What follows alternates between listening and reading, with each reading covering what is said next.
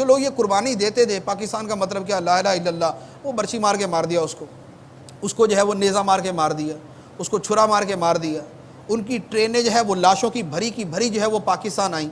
جو بیچارے پیدل چلتے ہوئے وہ سینکڑوں میل کا فاصلہ طے کر کے پیدل جنگلوں، دریاؤں، پہاڑوں کو عبور کرتے ہوئے گزرے، جو راستے کے اندر بھوک اور پیاس سے مر گئے، جو راستے جن کے بچے جو ہے وہ نیزوں کے اوپر اچھالے گئے۔ یہ جو لاکھوں لوگوں نے قربانی دی، 48 لاکھ لوگوں نے جو ہجرت کی، دنیا کی تاریخ کی سب سے بڑی ہجرت، دنیا کی تاریخ کی سب سے بڑی ہجرت جو ہے یہ پاکستان جب وجود میں آیا اس وقت کی گئی کہ 48 لاکھ لوگوں نے ہجرت کی۔ تو یہ لوگ جو لاکھوں لوگوں کو مروا کے آئے، جو اتنی تکلیفیں برداشت کر کے آئے، وہ اس کرپشن کے لیے آئے، وہ اس چوری ڈکیتی کے لیے آئے، وہ اس بتہ خوری کے لیے یہاں پر آئے، وہ صحت کی تباہی کے لیے یہاں پر آئے، وہ امن و امان کی اس صورتحال کے لیے یہاں پر آئے، یہ ان چیزوں کے لیے نہیں آئے تھے۔ وہ ایک ہی مقصد کے لیے آئے تھے کہ ہم نے اسلام کے نام پر یہ ملک حاصل کیا ہے، اسلام کے نام پر ہم ایک اسلامی ملک میں جا رہے ہیں جہاں اسلام کا بول بالا ہوگا، جہاں اسلام کی بالادستی ہوگی، جہاں اسلام کے احکام کے مطابق حکمران بھی ہوں گے، عوام بھی ہوں گے، افسر بھی ہوگا، ماتحت بھی ہوگا، جہاں پر لوگوں کو اسلام کی تعلیمات کا اپنی آنکھوں سے مشاہدہ نظر آئے گا کہ اسلامی ریاست وہ ہوتی ہے جس میں رشوت نہیں ہوگی، جس میں چوری نہیں ہوگی، جس میں ڈکیتی نہیں ہوگی، جس میں بتہ خوری نہیں ہوگی، جس میں امن و امان ملے گا، جس میں صحت ملے گی، جس میں بوڑھوں کی عزت ہوگی، جس میں بچوں کی صحیح تربیت ہوگی، جس میں لوگوں کو عدل و انصاف دیا جائے گا، ان کو جلد انصاف دیا جائے گا۔ یہ نہیں ہے کہ 40 سال مقدمہ چل رہا ہے، وہ دادا فوت ہو گیا تو بیٹا چلا رہا، بیٹا فوت ہو گیا تو اس کا بیٹا چلا رہا، پوتے کے زمانے میں جا کے بھی اس کا فیصلہ نہیں ہوتا، نسلوں کی نسلیں تباہ ہو جاتی ہیں، آپس کے اندر لڑ مر کے ایک دوسرے کو مار کے عدل و انصاف لیا جا رہا ہوتا ہے۔ تو یہ اس طرح کے پاکستان کے لیے قربانیاں دے کر نہیں آئے۔ اگر ایسا ہی تھا تو پھر تو لوگ اپنی اپنی جگہ پہ صحیح تھے، زندگی تو گزار ہی رہتے۔ لوگوں کو جو موجودہ حالات کے اندر جو ان کے سامنے ہیں تو یہ تو ہمیشہ سے چلتا آ رہا ہے، اور بھی غیر مسلم ممالک کے اندر مسلمان تو رہ ہی رہے اور بہت سارے تو اچھی حالت کے اندر رہ رہے ہیں۔ تو یہ ملک جو حاصل کیا گیا، جس کے لیڈرز جو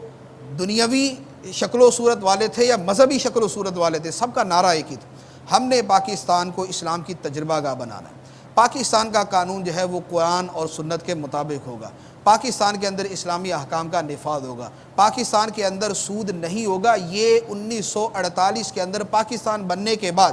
بانی پاکستان کی جو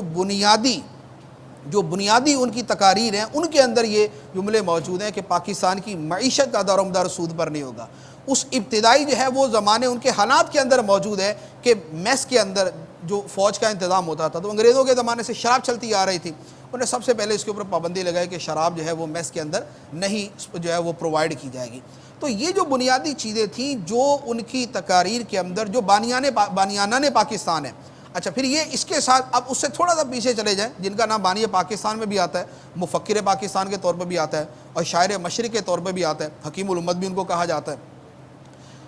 علامہ اقبال۔ اب ان کی طرح شاعری کو دیکھیں، اور شاعری کا وہ زمانہ ہے کہ جب ان کی سوچ ایک نہج پہ جا کے مستحکم ہو چکی تھی، اس سے پہلے تو اس میں بھی بہت ساری تبدیلیاں آتی رہی، لیکن جو آخری زمانے کے ان کے اشعار ہیں ذرا اس کا مطالعہ کریں، کتابیں موجود ہیں، مفقود نہیں ہیں، چھپی ہوئی ہیں، چھپی ہوئی نہیں ہیں، ان کو ذرا دیکھا جائے کہ ان کے اندر وہ کہتے کیا ہیں، وہ لکھتے کیا ہیں۔ اس تمام دور کی جتنی شاعری ہے وہ اسلام کی عظمت پر ہے، اسلام کی بالادستی پر ہے، اسلامی نظام کے اوپر ہے، اسلام کی فوقیت کے اوپر ہے، مسلمانوں کی عظمت، عروج، بلندی، ترقی، خوشحالی، اسی کے اوپر ان کا سارا دار و مدار ہے۔ قرآن پاک کی طرف رجوع کی طرف بار بار توجہ ہے۔ تو جو ہمارے بنانے والے تھے انہوں نے تو اسی سوچ سے بنایا، جنہوں نے قربانیاں دی ہیں وہ قربانیاں محض ایک جگہ کے ٹکڑے کے لیے قربانیاں دینے والے ہو سکتا ہوں، لیکن جنہوں نے جو ہمارے وطن کے جن لوگوں نے قربانیاں دی تھی انہوں نے ایک مسلمان پاکستان کے لیے، ایک اسلامی پاکستان کے لیے، ایک پرامن پاکستان کے لیے، ایک خوشحال پاکستان کے لیے، ایک ترقی یافتہ پاکستان کے لیے، ایک مسلمانوں کی بڑی طاقت وجود میں آنے کے لیے ان کی ساری قربانیاں تھیں۔ تو اب اگر یہ سارے کے سارے مقاصد فراموش ہوں، یہ پسے پوش ہوں، ملک افراتفری کا شکار ہو، ملک انتشار کا شکار ہو، آپس کی لڑائیاں ختم نہ ہو، آپس کی جو ہے وہ تکار ختم نہ ہو، آپس کی الزام تراشیاں ختم نہ ہو، ہر کوئی دوسرے کو نیچا دکھانے کے لیے مفاد پرستی، موقع پرستی، جس موقع کے اوپر جو مفاد جس سے لے سکتا ہے وہ اسی کے اوپر کود پڑے، نظریے کا نام تک نہ لیا جائے۔ بلکہ اب تو وہ سوچ والے پیدا ہو گئے جو یہ ہمارے وہ سیکولر صاحبان ہوتے ہیں کہ وہ نظریہ پاکستان کے لفظ سے ان کو چڑ ہو جاتی ہے۔ یار کیا نظریہ، ایک تو میں نے ایک صاحب کا سنا، اچھا بھلا سمجھدار آدمی تھا وہ، اس کے سامنے یہ بات ہوئی نا کہ مسلمان تو نعرہ ہی یہ لگاتے تھے پاکستان کا مطلب کیا لا الہ الا اللہ، تو تم کیسے کہتے ہو کہ پاکستان میں اسلامی نظام نہیں ہوگا؟ وہ کہتا تھا نہیں، یہ تو سیاست دانوں نے ایسے مسلمانوں کو ساتھ ملانے کے لیے نعرہ لگایا ہوا تھا۔ یعنی وہ لوگ کہ جن کی دیانت کے اوپر دنیا گواہی دیتی ہے کہ یار یہ لوگ جیسے بھی تھے لیکن بد دیانت نہیں تھے، ان کے ظاہر و باطن میں تضاد نہیں تھا۔ جو بانیانہ نے پاکستان ہے، ان کے ظاہر و باطن میں تضاد نہیں تھا، یہ جھوٹ نہیں بولتے تھے، یہ خیانت نہیں کرتے تھے، یہ دھوکہ نہیں دیتے تھے، یہ غلط بیانی نہیں کرتے تھے۔ یہ جو خوبیاں ہیں ان کے اوپر تو جو دشمن تھے وہ بھی قائل تھے۔ تو انہوں نے مسلمانوں کو یہ نعرہ صرف ورغلانے کے لیے اور صرف ان کی سپورٹ حاصل کرنے کے لیے اور صرف ان کو اپنے قریب لانے کے لیے اور ان کا ووٹ حاصل کرنے کے لیے اور ان کو بس اپنے قریب کرنے کے لیے لگایا، نہیں، ایسا نہیں تھا۔ یہ نعرہ لگانے کے اندر جہاں لیڈر شامل تھے وہاں عوام شامل تھی، جہاں بڑے شامل تھے وہاں چھوٹے شامل تھے، جہاں بوڑھے تھے وہاں بچے تھے، جہاں مرد تھے وہاں ساتھ عورتیں موجود تھیں، جہاں عام آدمی تھے وہاں علماء موجود تھے۔ اور علماء کی کتنی بڑی تعداد! 1946 کے اندر بنارس کے اندر ایک کانفرنس ہوئی، آل انڈیا سنی کانفرنس، جو سنی علماء کی وہ بنی ہوئی تھی صدر الافاضل علیہ رحمہ کے زیر اہتمام۔ بنارس کے اندر یہ آل انڈیا سنی کانفرنس منعقد کی گئی بنارس کانفرنس کے نام سے۔ 500 مشائخ، 7000 علماء اور 2 لاکھ افراد نے اس میں شرکت کی۔ واہ، 2 لاکھ افراد نے شرکت کی۔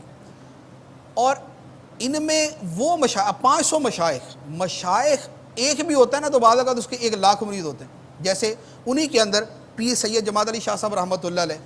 یہ تحریک پاکستان کے اکابرین میں سے بھی ہیں، سنی علماء کے اندر بھی عظیم نام ہے ان کا، سید جماعت علی شاہ صاحب رحمۃ اللہ علیہ، رحمۃ اللہ تعالیٰ۔ لاکھوں کی تعداد میں ان کے مرید اور چاہنے والوں کی تو تعداد شمار سے باہر، یہ بھی اس کانفرنس کے اندر شریک، اور اس طرح کے بڑے بڑے علماء شریک۔ 1946 کے اندر اپریل کے اندر یہ کانفرنس ہوئی، اس کے اندر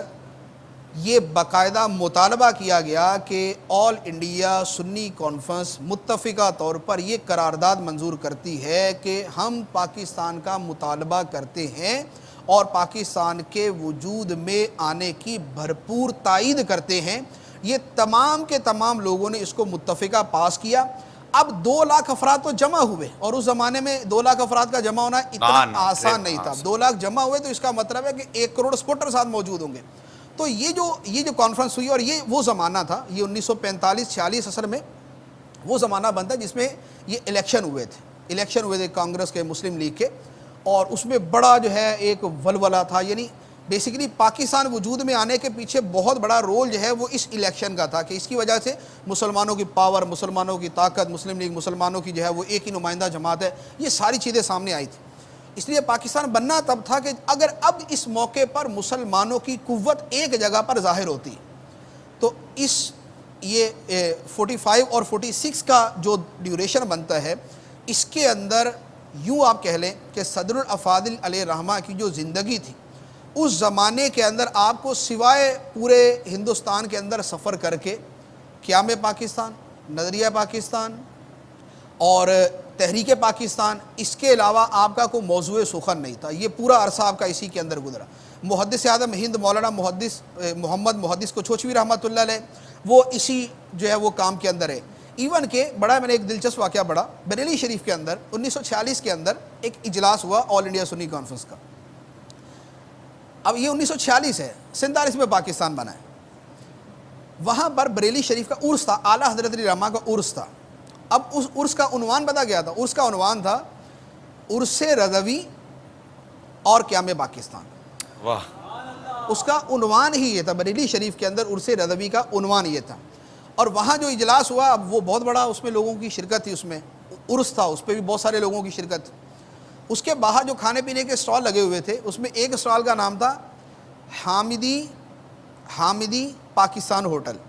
اور ایک کا نام تھا رضوی پاکستان ہوٹل۔ کھانے کے جو اسٹال تھے وہ بھی پاکستان کے نام پر بننا شروع ہو گئے 1946 کے اندر بریلی شریف کے اندر آل انڈیا سنی کانفرنس کے اجلاسوں کے اندر۔ اور اس عرس کے موقع پر، اعلیٰ حضرت کے عرس کے موقع پر ہمیشہ پورے ہندوستان سے علماء جمع ہوتے ہیں۔ وہاں جو علماء جمع ہوئے ان میں کون تھے؟ صدر الشریعہ مولانا امجد علی اعظمی رحمۃ اللہ علیہ، مفتی اعظم ہند علیہ رحمہ، صدر الافاضل مولانا نعیم الدین مراد آبادی رحمۃ اللہ علیہ، محدث اعظم پاکستان مولانا سردار صاحب رحمۃ اللہ علیہ، اور اس طرح کے تقریباً 30 علماء بڑے بڑے جو اکابرین اہل سنت۔ انہوں نے اس اپنے عرس کے آخر کے اندر باقاعدہ ایک فتویٰ شائع کیا، اور وہ اس فتوے کے اندر باقاعدہ قیام پاکستان کی پرزور حمایت اور تائید کی گئی اور مسلم لیگ کی حمایت کی بھرپور جو ہے وہ تائید کی گئی، اور یہ 1946 کے اندر بریلی شریف کے اندر ہو رہا ہے۔ پھر اس کے بعد اجمیر شریف کے اندر ایک جو ہے وہ جلسہ ہوا، اس کے اندر 1 لاکھ افراد کی شرکت تھی، بنارس کے اندر 2 لاکھ افراد کی شرکت تھی، مشائخ تھے، علماء تھے۔ تو پاکستان جو وجود میں آیا ہے یہ عوام کی کوششوں سے آیا، عوام کی کوشش، اور عوام جو ہے وہ کوئی دنیا کے کسی جداگانہ کونے گوشے میں نہیں رہتی، عوام وہی تھی جو مشائخ سے مربوط تھی، جو علماء سے مربوط تھی، علماء کے پیچھے تھی، مشائخ کے پیچھے تھی۔ اب جو مشائخ اپنی خانقاہوں میں بتا رہے، جو علماء اپنی مسجدوں کے اندر بتا رہے، تو لوگوں کا ذہن وہ بن رہا تھا، اور لوگوں کا وہ ذہن اور وہ مائنڈ سیٹ انہی مشائخ اہل سنت اور علماء اہل سنت کے ذریعے بنا، اور دوسری طرف سیاسی جو ایک طاقت تھی وہ بھی اپنا اثر و رسوخ استعمال کر رہی تھی، اس کا مجموعہ یہ ہوا کہ جس کے نتیجے میں الحمدللہ کہ پاکستان وجود میں آیا۔